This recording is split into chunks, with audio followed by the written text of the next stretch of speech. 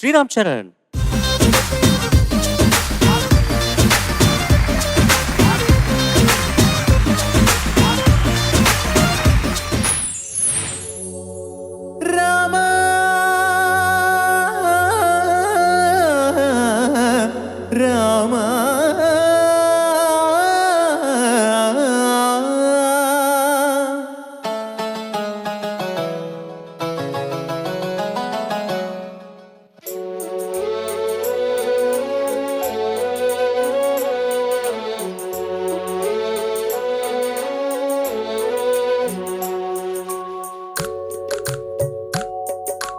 అందరి బంధువయ్యా భద్రాచల రామయ్యా,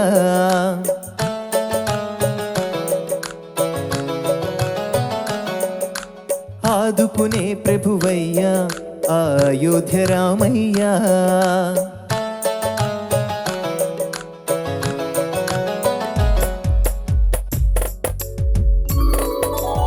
అందరి బంధువయ్యా భద్రాచల రామయ్యా, ఆదుకునే ప్రభువయ్యా అయోధ్య రామయ్యా. చేయూతనిచ్చే వాడయ్య మా సీతారామయ్యా, చేయూతనిచ్చే వాడయ్య మా సీతారామయ్యా. కోర్కెలు తీర్చే వాడయ్య కోదండ రామయ్యా. అందరి బంధువయ్యా భద్రాచల రామయ్యా, ఆదుకునే ప్రభువయ్యా అయోధ్య రామయ్యా. రామా రామా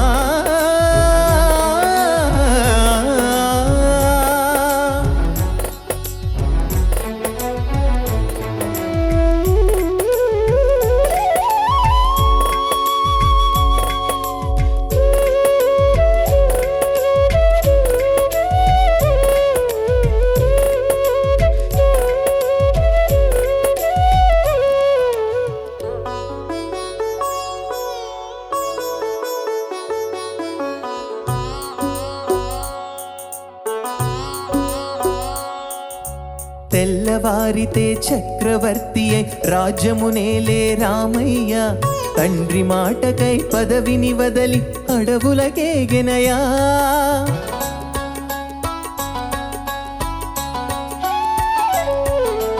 మహిలో జనులను కావగ వచ్చిన మహావిష్ణు అవతారమయ, ఆలిని రక్కసుడపహరించితే ఆక్రోశించెనయా. అసురుని త్రుంచి అమ్మను తెచ్చి అగ్ని పరీక్ష విధించెనయా. సాకలి నిందకు సత్యము చాటగా కులసతినే విడనాడెనయ. నా రాముని కష్టం లోకంలో ఎవరూ పడలేదయ్యా.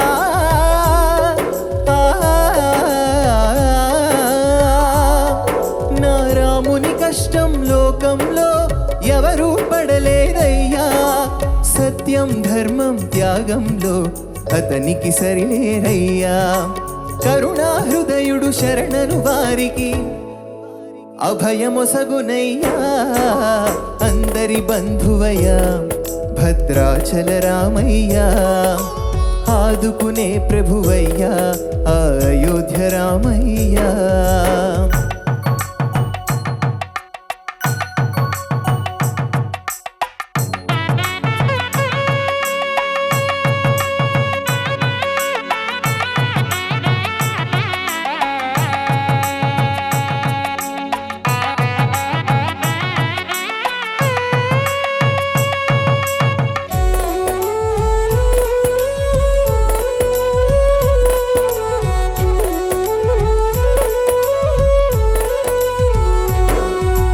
భద్రాచలము పుణ్యక్షేత్రము అంతా రామమయం, భక్తుడు భద్రుని కొండగా మార్చి కొలువై ఉన్న స్థలం.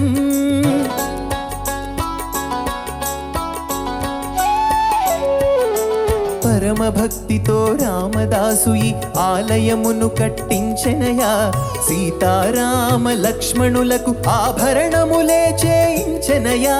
పంచవటినియా జానకి రాముల పర్ణశాల అదిగో.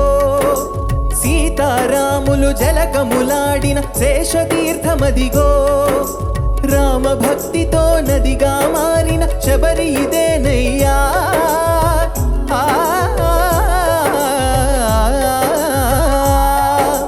రామ భక్తితో నదిగా మారిన శబరి ఇదేనయ్యా.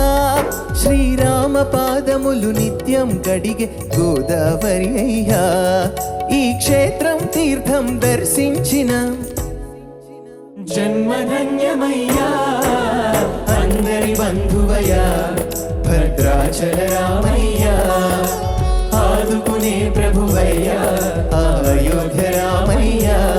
చేయూతనిచ్చేవాడయ్యా మా సీతారామయ్యా. కోరికలు తీర్చేవాడయ్యా కోదండ రామయ్యా. అందరి బంధువయ్యా భద్రాచల రామయ్యా. ఆదుకునే ప్రభువయ్యా అయోధ్య రామయ్యా.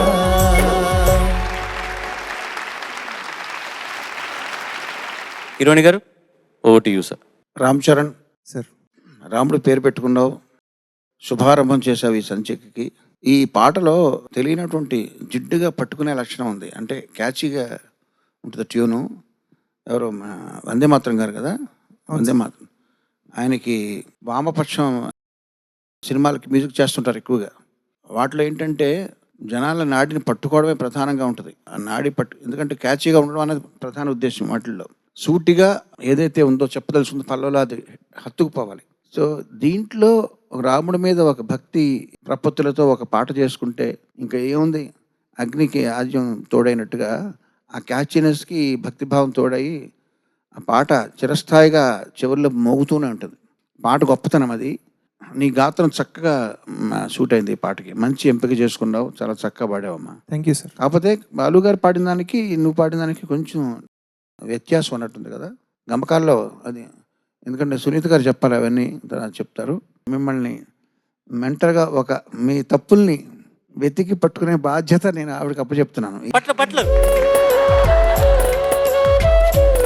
అంటే చేతులు జేబులో పెట్టుకుని లేచి వెళ్ళిపోవడానికి అని ఆలోచిస్తున్నాను సార్. ఇవాళ శ్రీరామనవమి, పట్టుచీర కట్టుకొచ్చాని, ఎటు తిరిగి ఎటు చూసి ఎక్కడి నుంచి ఏ ఎగ్జిట్లోంచి పరిగెత్తాలని ఆలోచిస్తున్నా.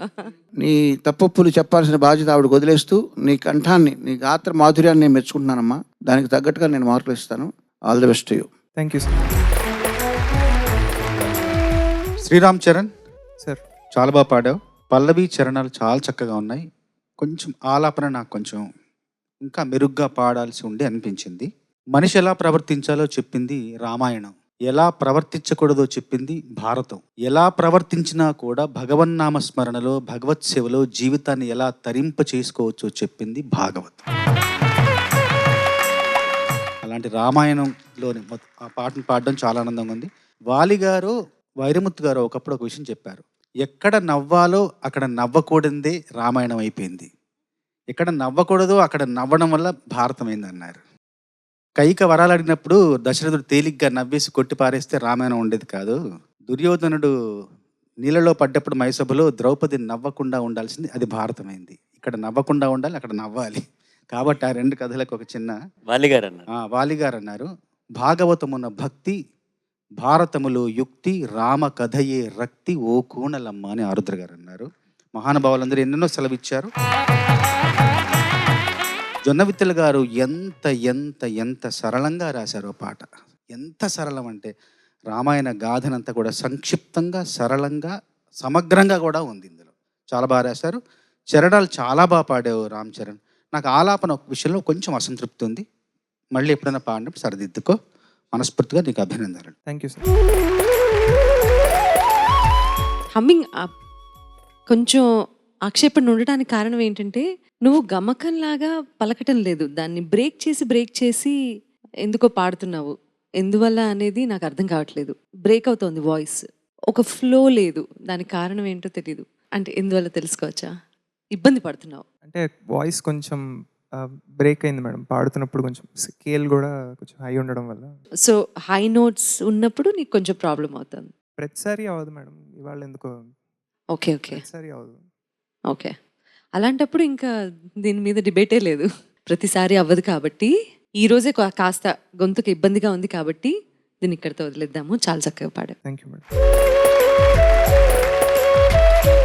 Well done, all the best. Next రౌండ్లో కలుద్దాం. Thank you sir.